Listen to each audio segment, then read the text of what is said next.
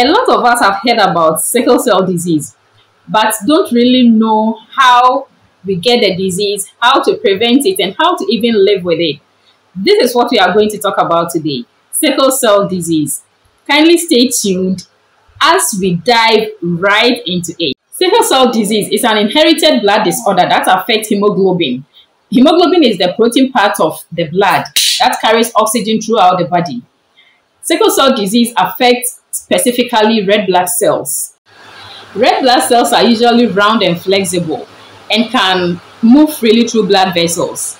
In sickle cell disease patients, some of their red blood cells are sickle-shaped or crescent-shaped. These crescent or sickle-shaped red blood cells become rigid and also sticky and can block the flow of blood to all parts of the body.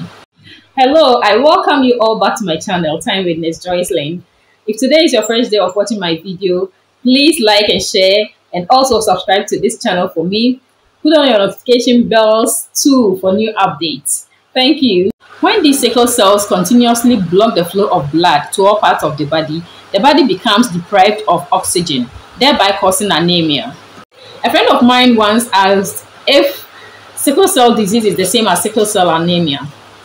Well, sickle cell disease is an umbrella term that describes the various types of sickle cell diseases we have, be it SS, SC, AC, and others. Whilst the sickle cell anemia is a term that describes the various types of sickle cell diseases that cause the most severe forms of anemia. We have several types of SCD.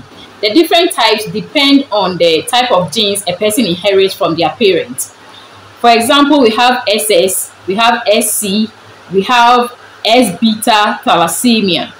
With the S-beta thalassemia, it can also be subdivided into two. We have beta 0 and beta plus. With the beta plus, it affects about 8% of people having the sickle cell disease.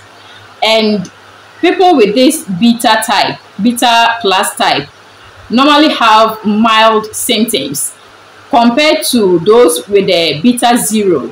Those with the beta 0 sickle cell disease are actually about 2%, and they have the most severe form of SCD crisis.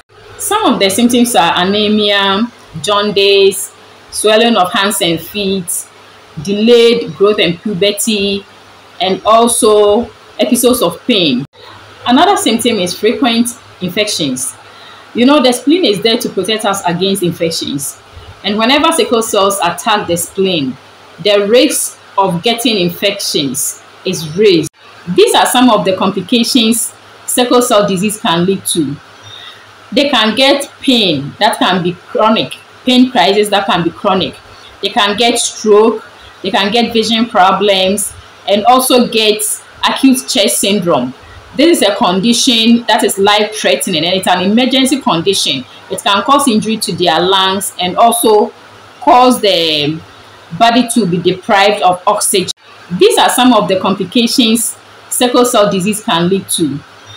They can get pain that can be chronic, pain crisis that can be chronic. They can get stroke, they can get vision problems, and also get acute chest syndrome. This is a condition that is life-threatening, and it's an emergency condition. It can cause injury to their lungs and also cause the body to be deprived of oxygen. Sickle cells in the penis can also cause a symptom called priapism, which is a persistent painful erection of the penis. Healthcare providers treat SCD or sickle cell disease crisis with prescribed medications like antibiotics, IV infusions, and blood transfusions. There are also treatments like gene therapy and bone marrow transplants that are not really common in our part of the world. We have so many ways we can prevent SCD or sickle cell disease crisis. One, we can engage in exercises. We exercise, but we don't overdo it. We have to avoid smoking. We take in more fluids, that is drinking more water. We eat fruits and vegetables. And then we also have to avoid extreme temperatures. We also have to comply with routine drug supplementations. our drugs that we are being given when we go to the hospital, we have to comply with the intake, and then we have to use medicines with caution. So this is where we end today's video. If you like the video, kindly share for me, subscribe for me if you've not subscribed yet, put on your notification bells so that you will receive all the videos I post next. Also, let me know your questions and suggestions in the comment section.